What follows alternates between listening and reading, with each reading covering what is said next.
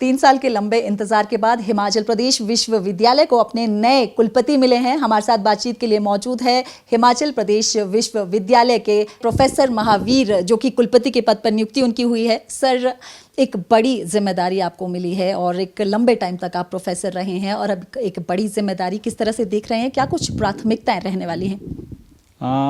Vice chancellor के लिए प्राथमिकताएं तो विश्वविद्यालय, क्योंकि जब नाम ही विश्वविद्यालय है तो ये ग्लोबल चुनौतियां जो भी है वो चाहे एकेडमिक के क्षेत्र में, चाहे रिसर्च के क्षेत्र में, चाहे एडमिनिस्ट्रेटिव या दूसरे नए नए जो टेक्नोलॉजिकल इश्यूज आ रहे हैं उसको कैसे हैंडल करना है ग्लोबली, तो विश्वविद्यालय को उस एरिया में हमें काम करना है। ठीक है सर, हिमाचल प्रदेश की जब विश्वविद्यालय की बात होती है तो जो वाइस चांसलर का पद है, हॉट सीट इसे कहते हैं, छात्र राजनीति जो है वो काफ़ी ज़्यादा रहती है। इसको किस तरह से आप सामंजस्य बिठाकर आगे चलने वाले हैं? मेरे लिए, क्योंकि मैं खुद एक रिसर्च की लाइन से रहा है, मेरा जितना अनुभव है, छात्र राजनीति एक उनका अपना एरिया है, हमें उसकी तरफ ज़्यादा नहीं है, वो उनका एरिया है। हम भी कभी छात्र थे तो हम भी छात्र राजनीति करते थे।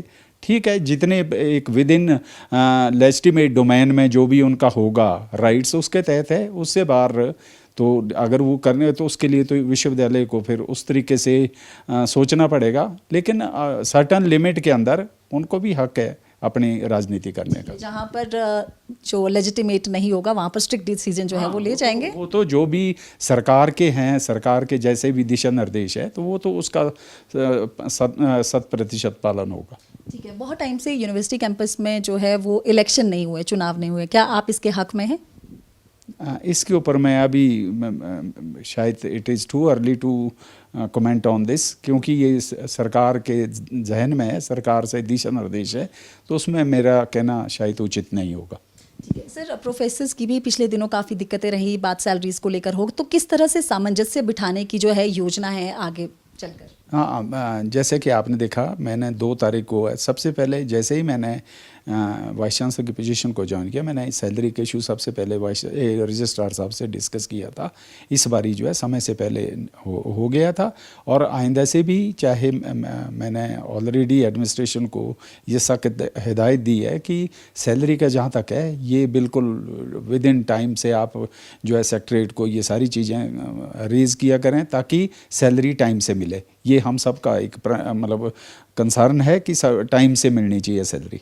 ठीक है सर, जब आप खुद प्रोफेसर रहे, भौतिक विज्ञान के प्रोफेसर ने, नैनो टेक्नोलॉजी में आपकी खासियत है, इसमें आपको विश्वविख्यात जो है पॉपुलैरिटी आपको मिली है। सर, उस टाइम कोई ऐसी चीज़ आपको लगी कि आपको जो है आगे चलकर इस चीज़ पे काम करना है, अगर कभी आपको इस तरह की जो है पद पर नियुक्ति होती है तो? हाँ, वो अब जैसे मैं नैनो टेक्नोलॉजी के एरिया में, नैनो का मतलब सूक्ष्मता, वो चाहे सोशल के एंगल पर हो, चाहे मटेरियल के एंगल पर हो, चाहे टेक्नोलॉजी के एंगल पर हो, चाहे एग्रीकल्चर के क्षेत्र हो, चाहे किसी भी क्षेत्र में, ग्रीन एनर्जी के क्षेत्र में, नैनो टेक्नोलॉजी एक ऐसे एरिया है जो सबको इंटीग्रेट करता है, सबको जोड़ता है। तो इसमें यूनिवर्सिटी सबसे बढ़िया प्लेटफॉर्म है जहाँ पर आप नैनो टेक्नोलॉजी के माध्यम से आप सोशल साइंस को, फिजिकल साइंस को, इंजीनियरिंग बैकग्राउंड को, लीगल साइड की बैकग्राउंड को और सारे जो डिपार्टमेंट्स है वो सब इंटीग्रेट हो सकते हैं। तो मेरा एक सपना है कि यहाँ पर एक ऐसा सेंटर क्रिएट किया जाए जो नैनो के हिसाब से या ग्रीन एनर्जी के पॉइंट ऑफ व्यू से, जिसमें कि सारे डिपार्टमेंट की कोलैबोरेटिव रिसर्च हो सके। ठीक है, तो ये थे प्रोफेसर महावीर सिंह, जिनका कहना है कि उनका एक सपना है एक ऐसा सेंटर बनाए जिसमें ग्रीन एनर्जी और जो नैनो टेक्नोलॉजी है उसके बारे में बच्चे यहाँ आकर रिसर्च कर सके और यूनिवर्सिटी को और भी ख्याति प्राप्त हो। कैमरामैन ऋषि के साथ DD न्यूज़ के लिए प्रियंका गौतम।